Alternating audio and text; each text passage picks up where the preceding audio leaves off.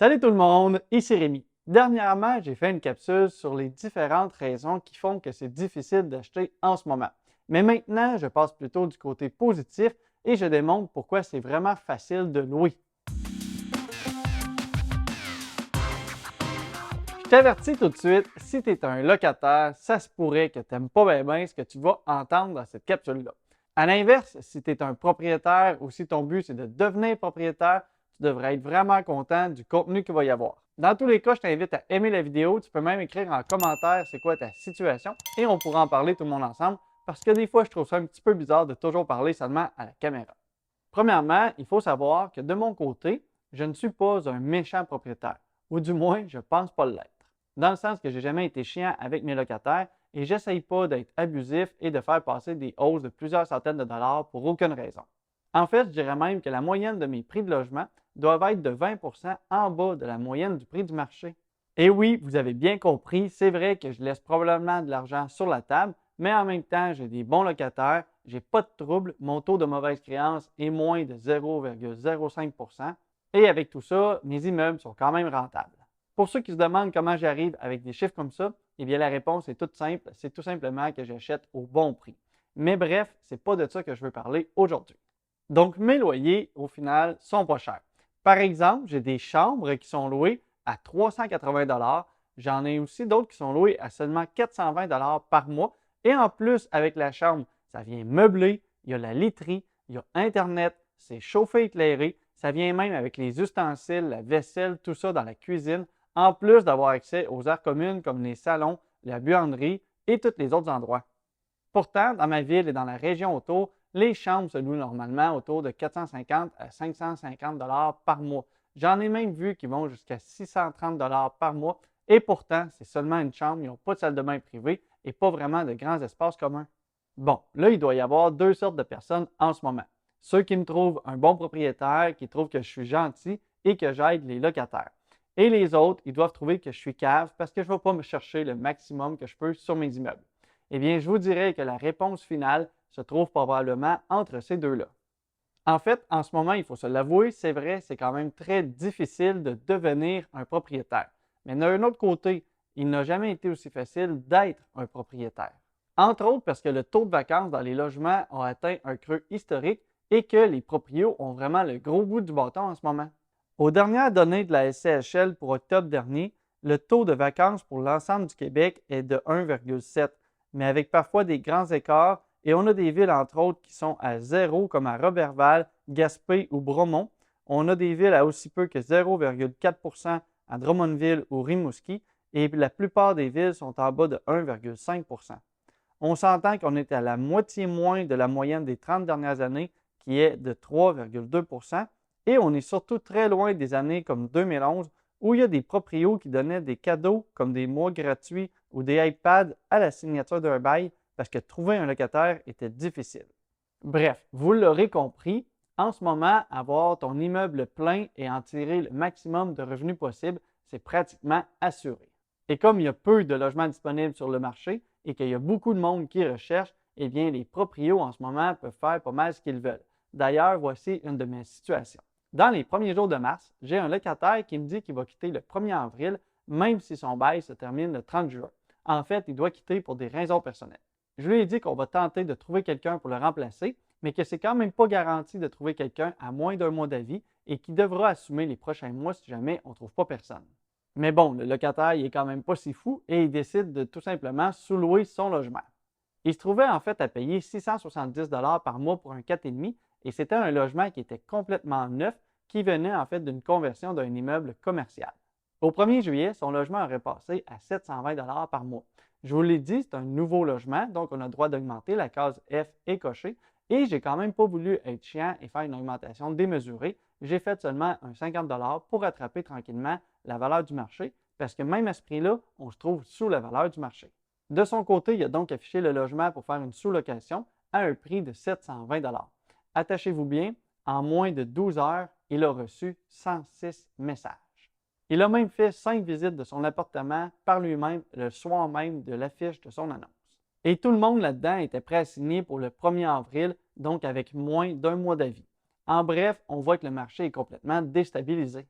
En voyant ça, j'ai tout simplement décidé de briser le bail avec le locataire actuel dans le but de le libérer de toutes ses obligations et d'afficher ma propre annonce.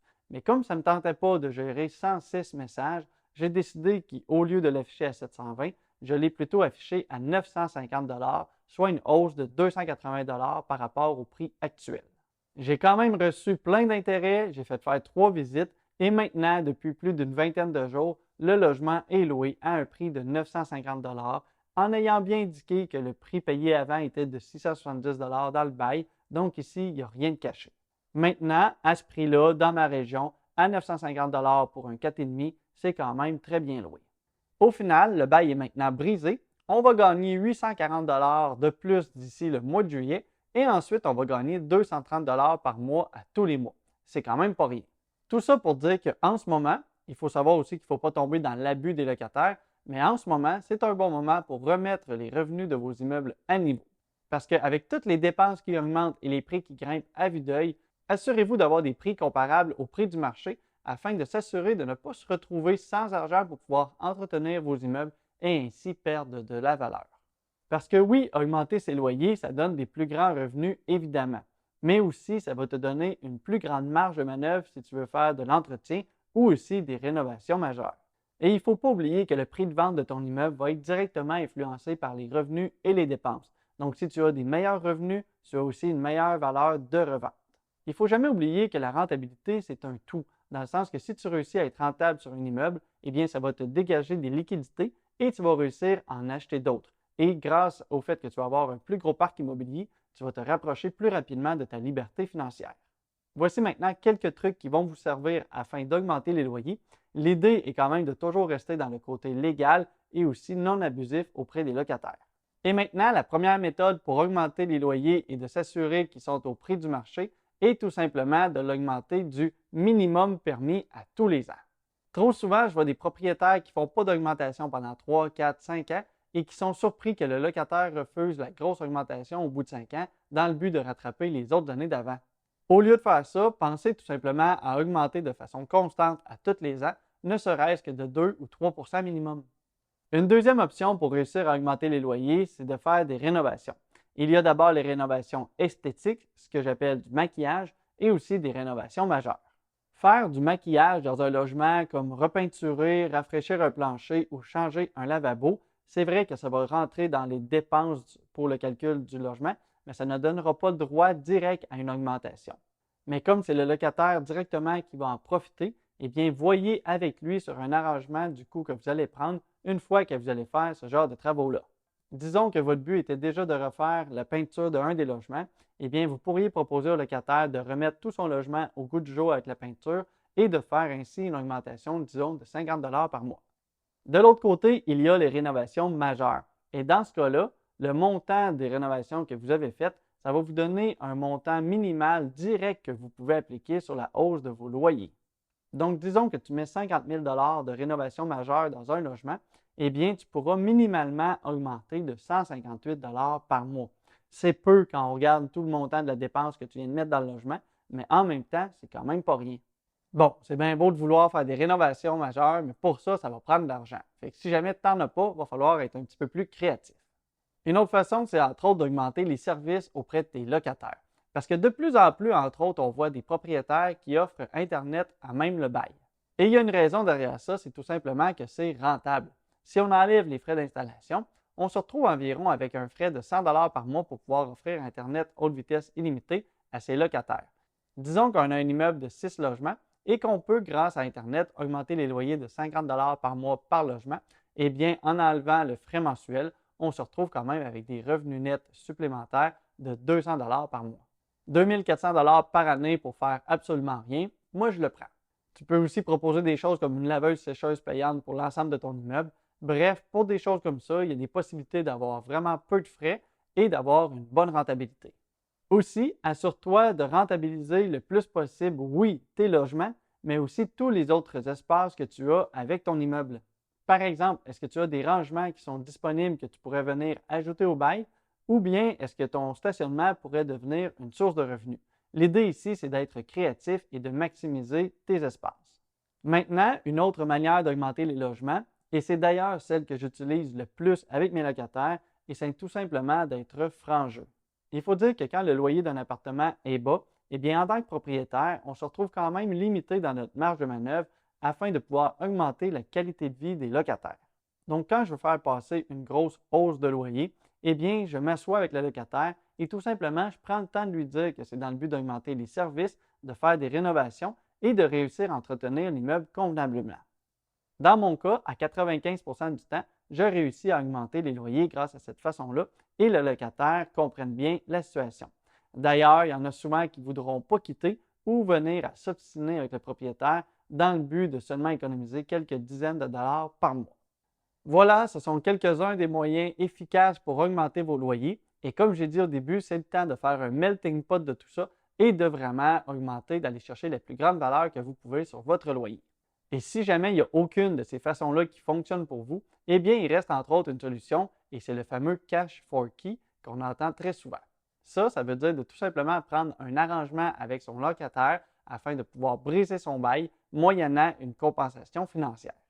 Disons que vous avez un locataire qui paye 800 $ par mois pour son logement, mais que celui-ci est grandement sous la valeur du marché qui vaudrait plutôt 1 400 $ par mois. Chaque situation est différente, mais disons que dans ce cas-ci, on pourrait proposer 5 000 $ dans le but de briser son bail et qu'il quitte le logement. S'il accepte, vous lui faites signer la feuille de résiliation du bail et vous payez 5 000 $. Suite à son départ, vous allez pouvoir augmenter le logement de, disons, 600 $, ce qui va vous donner quand même des revenus supplémentaires de 7 200 $ par année.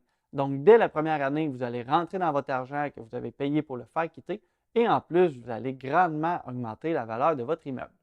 Faites-vous-en pas, je ne suis pas en train de devenir un mauvais propriétaire et j'invite personne à abuser des locataires.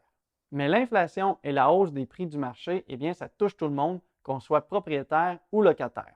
Et il faut quand même s'assurer de rester avec des immeubles rentables si on veut réussir à être capable de les entretenir, mais aussi à être capable d'en acheter d'autres. Donc, pensez toujours à augmenter vos loyers parce qu'au final, l'immobilier, c'est un business et l'argent, ça va être quand même au cœur de votre réussite. Merci de ton écoute. Bon succès!